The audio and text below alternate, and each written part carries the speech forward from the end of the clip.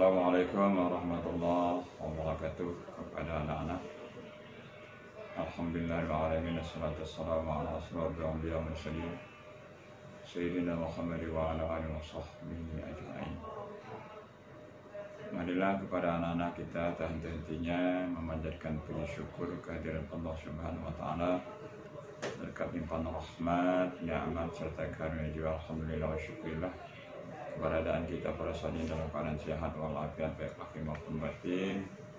Dan kepada anak-anak, selamat bergabung di SMA Karya Ibu Palembang sebagai siswa yang baru, dan Anda ucapkan syukur kepada Allah SWT sehingga kita dapat bertemu muka, di mana pada hari ini jadwal Pak Hanafi, sarjana hukum yang mengajar bidang studi atau mata pelajaran PKN, Pendidikan Kewarganegaraan kelas 10.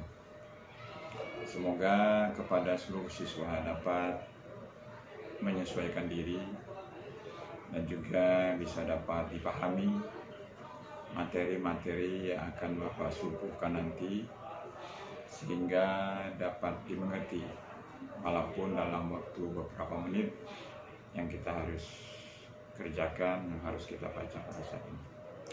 Selawat teriring salam semoga senantiasa terlimpah dan tercurah, dan khusus kepada junjungan Nabi besar kita pembawa risalah, yaitu baginda Rasulullah SAW beserta para keluarganya, sahabat-sahabatnya. Baik anak-anak yang kelas 10, mari kita ke materi. Dan di materi itu, pertama kita perhatikan dulu KD. Mari anak-anak kita perhatikan di mana PPKN atau PKN pada semester Ghazal atau ganjil ini, KD kita judulnya KD 31. KD itu maksudnya kompetensi dasar 31, menganalisis nilai-nilai Pancasila dalam kerangka praktik penyelenggaraan pemerintahan negara. Itu judulnya ya. Akhirnya kita tampilkan tujuan pembelajaran ya, menganalisis sistem pembagian kekuasaan negara Republik Indonesia, tujuan pembelajaran kita. Kemudian mengidentifikasi kedudukan dan fungsi kementerian. Kemudian menganalisis kedudukan dan fungsi pemerintah daerah. Nah, ini mulai bab 1. Judulnya tadi sudah Tanah diberitahu tadi. KD tadi 31, kita teruskan saja untuk menghemat waktu. Ini yang kita akan bahas hari ini, karena tidak semua materi akan saya bahas, mungkin pada minggu-minggu berikutnya atau yang lainnya. Nah, lihat, ini kita sediakan dulu bagian-bagiannya, terbagi berapa sampai berikutnya. Nah, ini ada perintah. Baca dan pahami materi PKN yang ada di bawah ini, lalu ambil kesimpulan. Kesimpulan di sini bisa diringkas anak-anak. Ya. Bisa juga Anda lihat di buku cetak. Sehingga apa yang Bapak sampaikan ini bisa nyambung, bisa dipahami ya. Nih.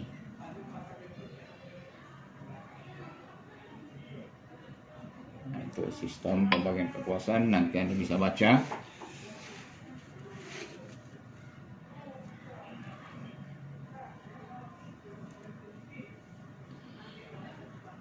Macam-macam kekuasaan negara. Ini John Locke.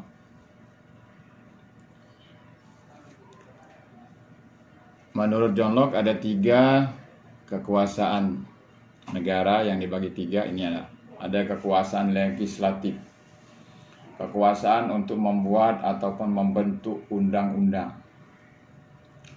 Perlu Anda ketahui bahwa John Locke ini adalah orang Inggris.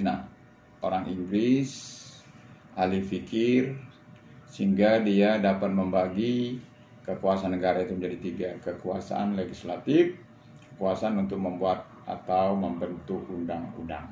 Ya. Nah, membentuk undang-undang ini dengan harapan, karena John Locke ini adalah orang Inggris, tentu nanti dia larinya kepada kerajaan, ya, monarki. Sehingga diharapkan raja di dalam memerintahnya itu tidak bertindak sewenang-wenang karena ada undang-undang. Ya. Kemudian yang kedua, kalau Anda baca di situ, kekuasaan eksekutif, kekuasaan untuk melaksanakan undang-undang. Jadi kan kalau monarki atau kerajaan itu kan bisa saja ratu, bisa saja raja, ya kan? Bisa saja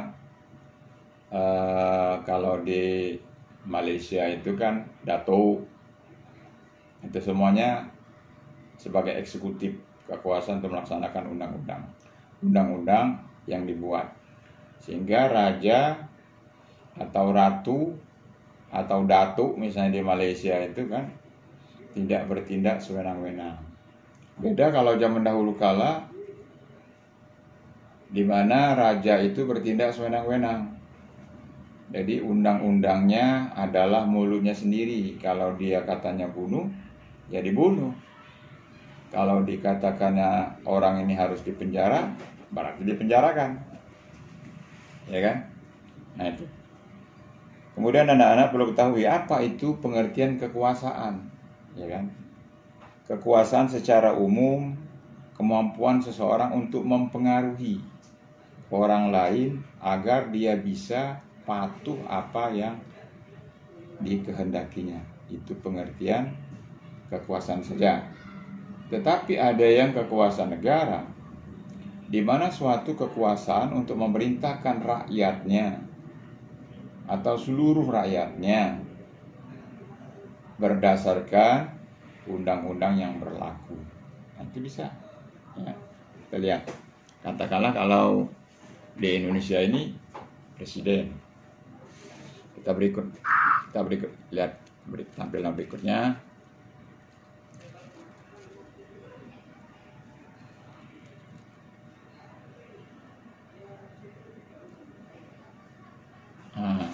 Ini Montesquieu. Jadi John Locke tadi kalau Anda tadi perhatikan itu kan ada sampai 3 itu. Legislatif, eksekutif, sedangkan federatif. Hanya tidak tampil saja di situ. Jadi ada federatif. Ini kekuasaan menurut Montesquieu. Montesquieu ini sebenarnya orang Prancis ini nak.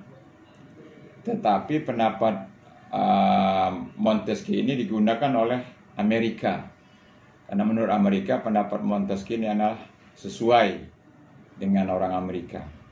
Kita lihat pendapat Montesquieu berikut ini. Nah, hampir sama dengan John Locke, ya. Cuma dia beda di nomor 3-nya nanti, ya. Kalau John Locke ada kekuasaan federatif, kekuasaan untuk melaksanakan hubungan luar negeri, tapi di sini ada kekuasaan yudikatif di poin ketiga. Kalau poin 1, poin 2 sama dia. Tidak ada perubahan. Nah, tapi dia berbeda pendapat antara John Locke sama si Montesquieu di kekuasaan yudikatif. Tapi kenapa jadi perbedaan? Mereka, beliau-beliau ini, John Locke sama Montesquieu ini punya alasan tersendiri. Menurut John Locke, kekuasaan yudikatif yang ada pada Montesquieu itu sudah termasuk di dalam kekuasaan eksekutif. Jadi tidak perlu dipisahkan lagi. Nah, makanya dia bersatu di dalam kekuasaan eksekutif yang kekuasaan yudikatif ini. Tetapi kalau Montesquieu, kekuasaan federatif itu yang disusun oleh John Locke tidak bisa dipisahkan. Dia harus bersatu dengan kekuasaan eksekutif. Dia menyatu. Sedangkan yang harus dipisahkan menurut Montesquieu adalah kekuasaan yudikatif. Nah, itu perbedaan mereka itu, ya. Nah, ini menurut orang Amerika adalah cocok menurut dia, ya. Jadi siapa legislatif yang ada di Amerika? Itulah yang dikatakan orang kalau Anda dengar televisi atau baca buku, itu yang namanya legislatif di sana adalah British of Commonwealth, ya. Jadi anggota DPR di sana, ya. Jadi representatif. Jadi istilah kalau dulu ini senator, bagian daripada kekuasaan legislatif. Nah, mereka lah yang membuat undang-undang itu, ya. Nah, kekuasaan eksekutif itu diduduki oleh presidennya sekarang ini nih. Nah, siapa tuh presiden Amerika Serikat yang sekarang ini? Nah, itu fungsi dia sebagai eksekutif, melaksanakan undang-undang. Ya. Tapi jangan salah, kekuasaan eksekutif itu bisa dipending oleh kekuasaan legislatif dengan syarat harus dihadiri oleh yang setuju 2/3 dari suara anggota legislatif yang ada di Amerika Serikat. Kalau kita ini namanya legislatif DPR, ya kan? Kalau di sana House of Representatives, itu katakanlah kongresnya di Amerika Serikat. Ya, kalau kita DPR, ya kan? Bisa dipending. Sebaliknya, kekuasaan eksekutif juga dipending oleh legislatif, karena 3 kekuasaan ini anak-anak ya berdiri sendiri-sendiri, makanya dikatakan pemisahan kekuasaan. Jadi antara kekuasaan legislatif, eksekutif, yudikatif terpisah, tidak bisa campur tangan. Masing-masing, baik organ, baik lembaga maupun fungsinya berbeda. Tidak bisa kekuasaan legislatif mengatur atau ikut serta di dalam kekuasaan eksekutif, atau kekuasaan eksekutif ikut-ikutan di dalam kekuasaan legislatif, tidak bisa. Itu. Sedangkan kekuasaan yudikatif di Amerika itu dia pemerintahan jangka waktunya seumur hidup.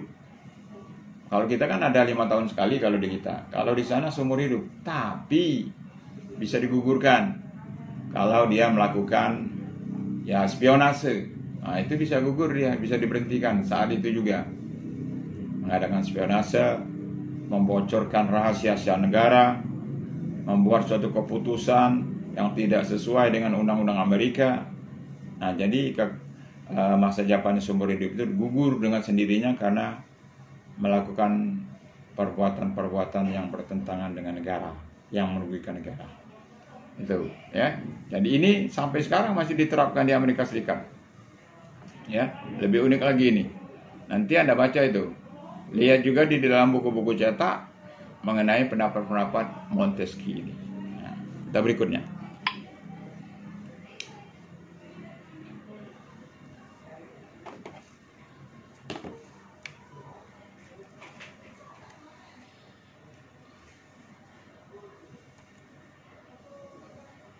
Nah, ini kan yang kedua ini.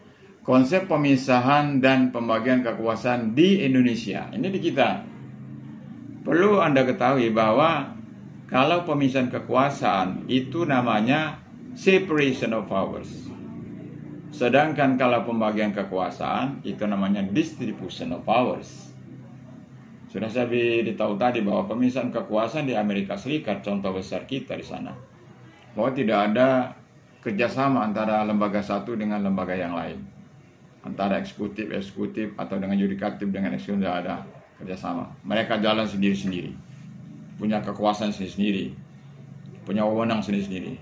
Tetapi itu di Indonesia, pembagian kekuasaan atau disebut dengan division of powers antara lembaga legislatif, eksekutif, ada hubungan kerjasama. Kita lihat berikut ini. Nah, ini secara ini kan dikatakan Hermail Ibrahim, separation of powers sama division of powers berbeda satu sama lain. Nah, pemisahan kekuasaan berarti kekuasaan negara berpisah-pisah dalam beberapa bagian, baik mengenai organ atau lembaga ataupun fungsinya, mekanisme dan kerjanya. Beda. Ya, lain dengan pembagian tadi. Nah, pembagian di sini ada yang terbagi dua. Ada pembagian secara horizontal, ya, pembagian kekuasaan menurut fungsinya, legislatif, eksekutif, yudikatif, ya kan? 3. Tapi di Indonesia pembagian kekuasaan secara horizontal dilaksanakan pada tingkatan pusat dan daerah. Kita teruskan.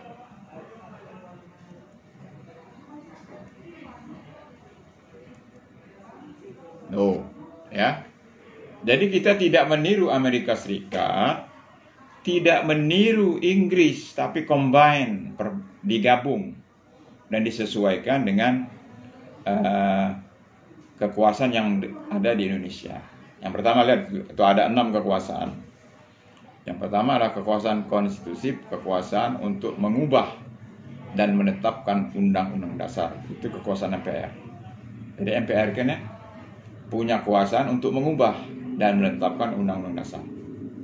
Dan mengubah undang-undang dasar itu, lihat di pasal 37, adalah wewenang MPR.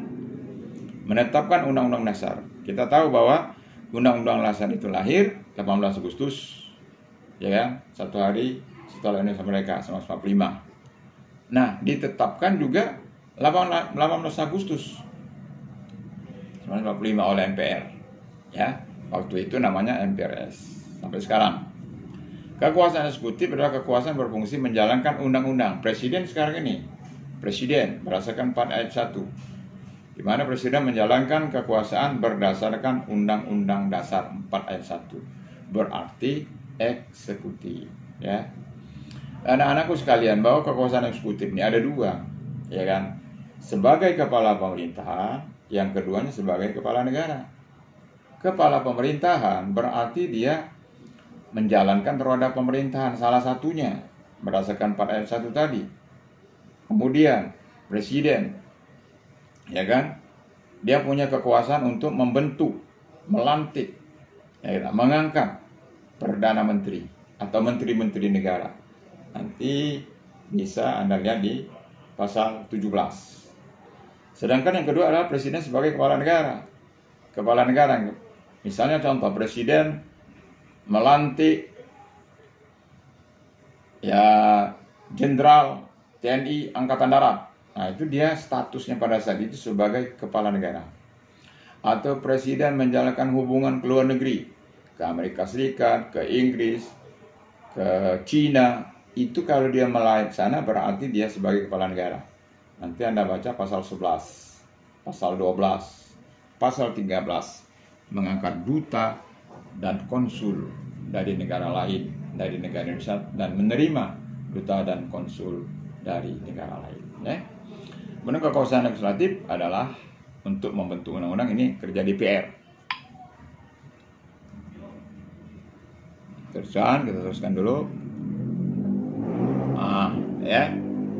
Jadi terpenggal bahwa DPR di Indonesia ini kan ada yang namanya DPR pusat, ada yang DPR di tingkat 2, ada yang DPR di tingkat 1. Ya kan, kalau dalam pemilihan umum itu ada yang katanya mewakili anggota DPR pusat, berarti dia harus di Jakarta. Kalau DPR di tingkat 1, berarti dia harus domisilinya di provinsi. Kalau dia DPR di tingkat 2, berarti dia berdomisili di kecamatan atau pemerintah kota Madia, tempat mereka itu. Kerjanya juga sama, tapi di dalam wilayah yang berbeda, ya kan? Itu legislatif. Termasuk membuat, kalau di DPR pusat membuat undang-undang, ya kan? Tapi kalau DPR di tingkat 1 membuat perda tingkat 1. Kalau DPR di tingkat 2 membuat perda tingkat 2. Itu wewenang mereka semua, dan bekerja sama dengan presiden kalau di pusat. Kalau provinsi, gubernur. Kalau di bupati, yaitu dengan DPR di daerah setempat, ya kan, wali kota, ya kan. Seterusnya ada kekuasaan eksaminatif, kekuasaan berhubungan dengan penyelenggaraan pemeriksaan atas pengelolaan tanggung jawab tentang keuangan negara. Nah, jadi Bank Indonesia itu eksaminatif, ya, yang mengurusi tentang pasal 23E ayat 1 BPK. Jadi keuangan kita ini diperiksa oleh BPK, Badan Pemeriksa Keuangan. Harus diperiksa supaya tahu kemana keluar masuknya uang yang beredar di Indonesia. Dan yang keenam adalah kekuasaan moneter, adalah kuasa yang menetapkan dan melaksanakan kebijakan moneter, mengatur dan menjaga kelancaran sistem pembayaran dan kestabilan.